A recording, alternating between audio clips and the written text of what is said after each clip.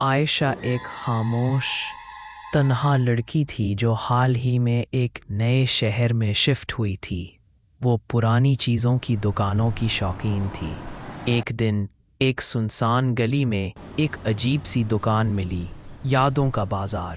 وہاں ایک آئینہ رکھا تھا، پرانا سنہری فریم والا، لیکن اس کی سطح دھندلی تھی، جیسے وقت نے اسے چھو لیا ہو۔ دکاندار نے صرف ایک جملہ کہا، اسے رات کو مت دیکھنا۔ عائشہ نے مسکرا کر آئینہ خرید لیا، لیکن وہ نہیں جانتی تھی کہ اس نے صرف آئینہ نہیں، ایک خرید لی ہے۔ پہلی رات عائشہ نے آئینہ اپنے کمرے میں لگا لیا۔ سونے سے پہلے اس نے خود کو دیکھا، سب ٹھیک تھا، لیکن جیسے ہی لائٹ بند کی، آئینے پر ہلکی سی دھند چھا گئی اور اس میں ایک سایہ سا نظر آیا۔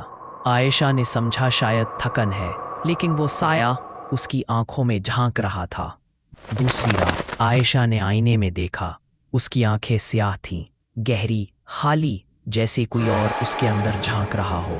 اس کے پیچھے ایک لڑکی کھڑی تھی، سفید لباس، بکھرے بال اور ایک عجیب سی مسکراہٹ۔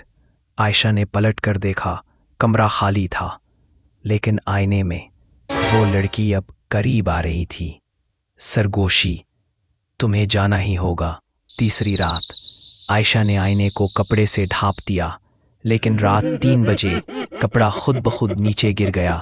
اب آئینے میں عائشہ نہیں تھی، ایک لڑکی سفید لباس میں مسکراتی ہوئی اس کی جگہ کھڑی تھی۔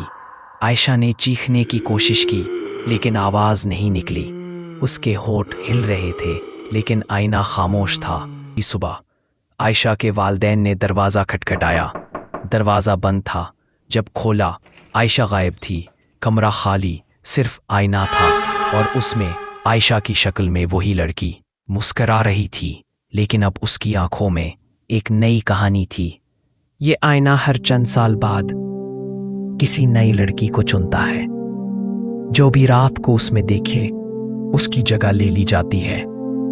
پرانے عکس نئے جسموں میں آ جاتے ہیں، اور وہ لڑکیاں ہمیشہ کے لیے آئینے میں قید ہو جاتی ہے۔